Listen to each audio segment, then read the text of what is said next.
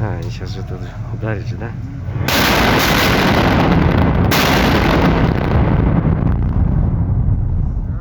Ох ты ж! Вот так. Бул жак северный портал.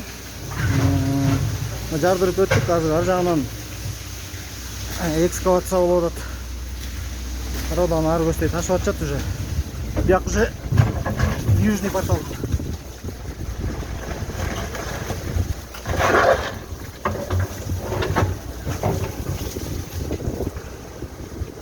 Ары качкыла деп атпыз.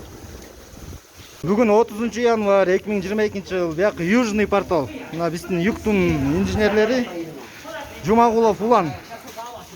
Басыр Улан. Келсең келсең деп тұрды. Бүгін одан